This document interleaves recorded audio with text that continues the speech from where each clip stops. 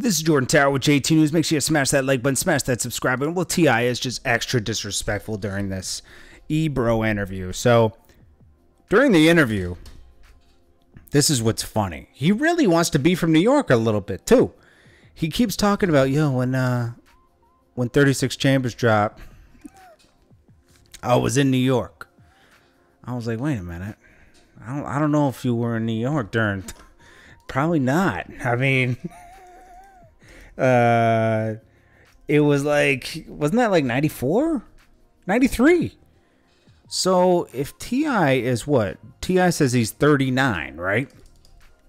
T.I. age 40. Okay, so he was born in 80. He would have been 13 years old.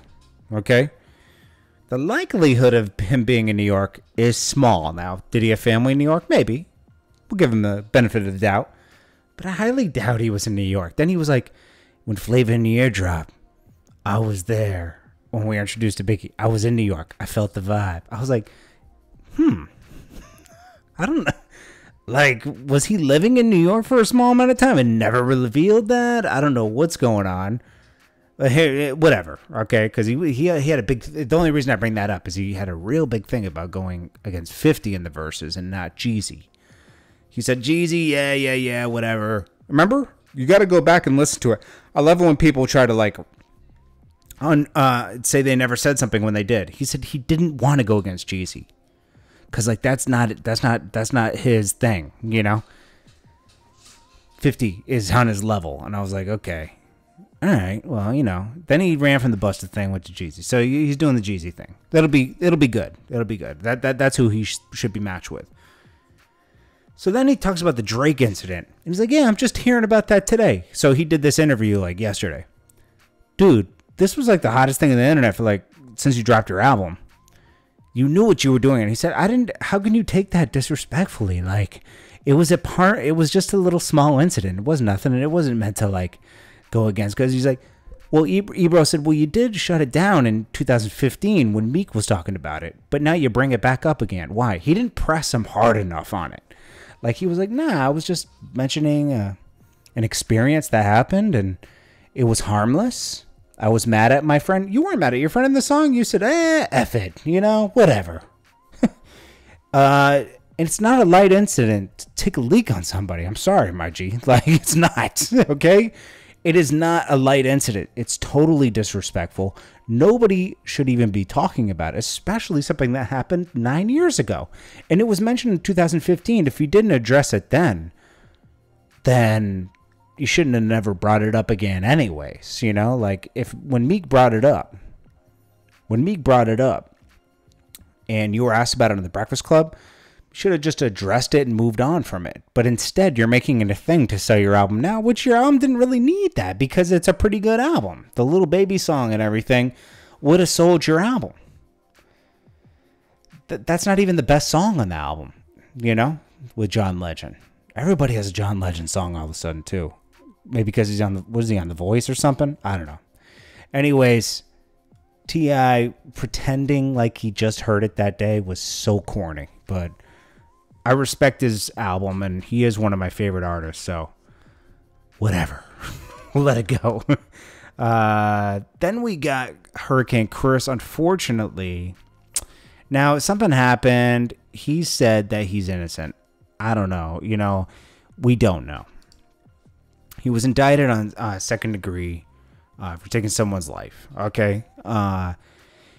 It was in connection to shooting outside of a convenience store back in June. He's only 31. I guess, geez, he was young when he got on. Wow, he must have been like 16, 17. Anyways, he was indicted by a jury, and now he has to fight for his life, man. He said it was something with a car... sedan and connected to everything. He couldn't really talk about everything, but I guess it all came out in court. And then according to court documents, a couple other people were also indicted on a separate charge.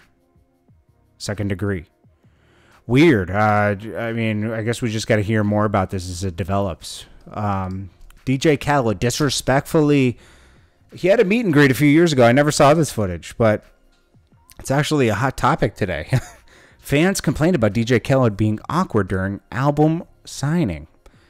How weird. He's acting, if you pull it up, just look at DJ Khaled disrespectful to fans on the internet, and you'll see him just like never making eye contact, saying thank you or anything, just signing people's stuff on his phone, acting like they're not even there.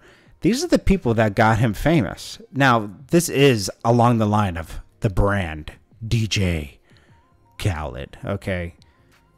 Now, I'll say this. DJ Khaled is a hard worker, and for that alone, he deserves what he's got and where he's at.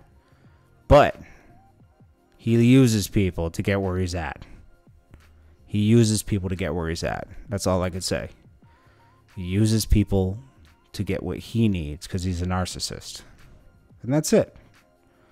I'm not the, you know, like, I've been one of those people, you know, it just doesn't feel too good. I don't have any animosity towards him just for the fact he owes me $2,500. I mean, that's, that, and the way he went about not paying me was weird.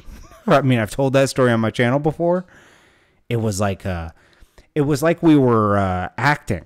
You know, like I thought, you know, I could tell you about it real quick. I mean, it was $2,500 and it was a favor.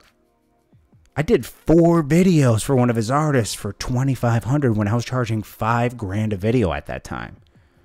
And I shot 4 videos for an artist named Red Rum, who's very talented out of Virginia. And he just wasn't paying. Like, we released 3 of the videos. I thought we were cool. So I was like, he's going to pay me. It's DJ Khaled. Those are the people that you got to watch out for, the people that have money. And we had been friends for like a year and a half at that point, you know, and done a lot of things together. So I was like, he's solid. You know, he paid me for the Ace Hood DVD that we put out for his releasing his album. So I was like, okay, we're good. But this time it was coming out of his pocket and not out of the labels. So I remember going over there. He's like, yeah, come over and get the money. I came over there, and he pretended his assistant locked the checks. We're talking about $2,500. I mean, most ATM cards can at least get you about $1,500, right? So he could have gone to the ATM and given me part of it cash. But he said the checks are in this closet. So he goes over and gets an axe off the wall for, like, you know, breaking the, I don't know, you know, the fire axe things. And he's like, you know, the axes that are on the wall in the glass case, takes one of those out. He's like, I'm going to break the hinges off this closet. Imagine this. It's just me and him in the studio. And I was like, why don't you just call her for the key? And he's like, nah, she's not going to answer. I'll just break the hinges off. I'm like, this closet probably costs...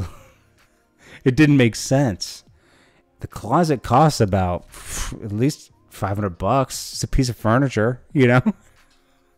So I was like, nah, he was hoping. He knew I was going to say, nah, don't worry about it. Just send it to me tomorrow. And I did. I did.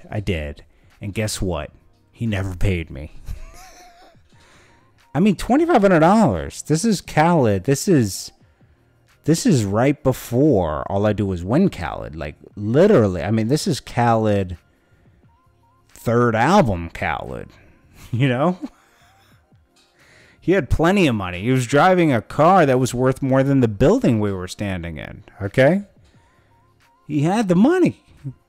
It was weird.